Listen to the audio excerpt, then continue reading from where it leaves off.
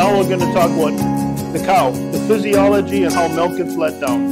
ما حالا می‌خوایم راجع به گاو صحبت کنیم که فیزیولوژی و خروج شیر از پستان تا منتهی به خروج شیر از پستان میشه چه راجبش می‌خوایم صحبت کنیم. So the first thing we'll talk about is the cow's udder. ما اول راجع به سیستم پستانی یعنی در واقع پستان صحبت می‌کنیم.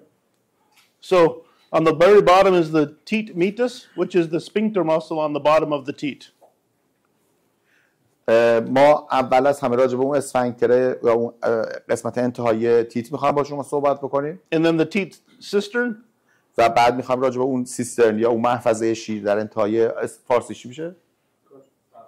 سرپستانک. توی محفظه سرپستانک صحبت بکنیم. Followed by the gland, where this is where the immediate milk is. The immediate milk let down is right in the cisternal gland. و بعد می‌خوام راجع به اون محفظه شیر که مجاری شیر بهش صحبت بکنیم و And then all of this goes all the way up to these lobes which are called alveoli. و مسیر رو ادامه میدیم تا به آلوئول برسیم. So the alveoli is like a sponge. آلوئول در واقع دقیقاً مثل همین اسفنجی میمونه که دارید می‌بینید. It holds all of the milk in it. همه شیری که شما می‌خواید تولید کنید توی این آلوئولا قرار گرفته. Do you know how you get the milk out of the sponge? Out of the alveoli? میگه شما دیدین تا حالا شیر چطور از این آلوئولا خارج میشه؟ You need to squeeze it, right? شما باید فشارش بدید. So, what is the function of the cow that makes the squeeze happen?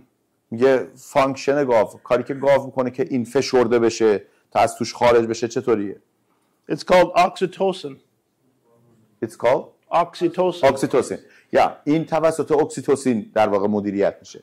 So the way you make oxytocin get released is you squeeze milk through the teat, right? در واقع شما کاری که دارید اکسیتوسین انجام براتون میده دقیقاً همین کاریه که وقتی شیر رو دارین میدوشین دارین انجام میدین.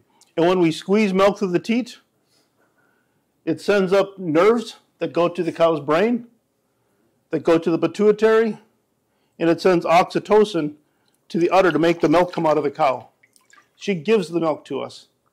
و در واقع وقتی که شما گاو رو تحریک میکنید که شروع کنه به شیر دادن این فرایند اکسیتوسین به مغزش و ترشح اکسیتوسین باعث میشه که به آلوئولا توسط اکسیتوسین تحت فشار قرار بگیرن و شیر خارج بشه. And the key to getting good milk production is to have the cow give the milk instead of us taking the milk. و هر چقدر که این فرایند ترشح اکسیتوسین درست‌تر انجام بشه باعث میشه که شما بتونید شیر رو کامل‌تر از گاو خارج بکنید. So that's our key word is oxytocin. Have we all heard of that before? راجع به اکسیتوسین قبلا شنیدین؟ So when oxytocin gets sent from here to the brain and then back to the heart, back to the udder, how long do you think it lasts? خب حالا اکسیتوسین چقدر باقی میمونه؟ 60 seconds? کسی عدد بگین. اگه میگه میدونین بگین حالا. 120 seconds. It takes 120 seconds to go from here to here, back to here, right? 120 ثانیه. Once oxytocin is released from the heart, how long is it active? وقتی که اکسیتوسین ترشح شد 120 ثانیه فرمودن که طول میکشه تا بره ترشح بشه از مغز و برگرده دوباره تو سیستم پستانی. وقتی وارد سیستم پستانی شد چقدر تو سیستم پستانی فعال میمونه؟ 7 minutes? عددی دیگه. Any more guesses? 5 minutes. 5 minutes? Yep, 5 to 7 minutes is how long when the oxytocin is boom. So if we can milk the cow in 5 to 7 minutes, we're getting pure oxytocin giving the milk to us. پس اگه شما بتونید بین 5 تا 7 دقیقه گاوتون رو دوشش کامل بکنید در واقع تونستین از اکسیتوسین ترشح شده حد اکثر استفاده رو ببرید. So our goal for milking is we want to get the release of the oxytocin 120 seconds, put the machine on the cow and milk the cow in 5 minutes. ما باید جوری عمل بکنیم که از زمانی که گاو رو تحریکش کردیم یعنی شروع به تحریکش میکنیم 120 ثانیه بعد دستگاهمون حداقل یعنی حتما به دل گاو وصل شده باشه و بتونیم توی 5 دقیقه بعدی گاومون رو کامل دوشیده باشیم. So the goal is we want to protect this part of the teat.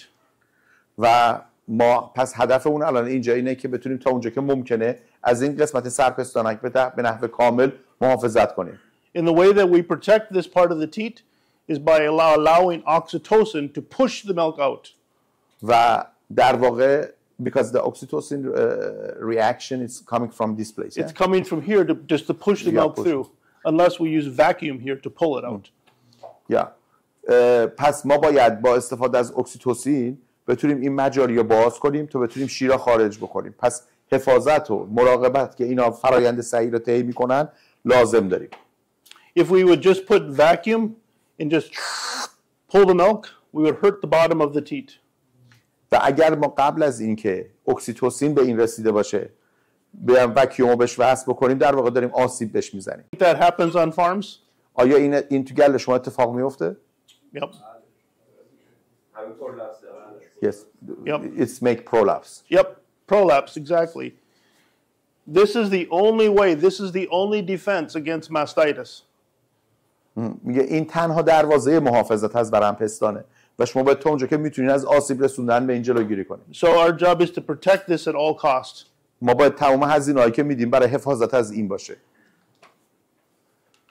So when we look at milk production, when a cow starts to milk, this here is called the annular fold right here.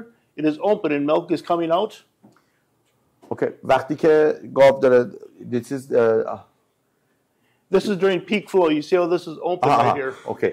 این در واقع وقتی که لاینر وصل شده و داره شیر رو میدوشه و داره شیر به صورت کامل از اون مجاری خارج میشه. And then as milking continues, look at this area right here. How it squeezes down. و با گذشت زمان میبینید که به چه شکلی این در واقع سرپستانک داره جمع میشه با گذشت زمان. And as it gets into low flow production, و در واقع با تنگ شدنش در واقع جریان شیر هم کاهش پیدا میکنه. the vacuum in the mouthpiece gets very high.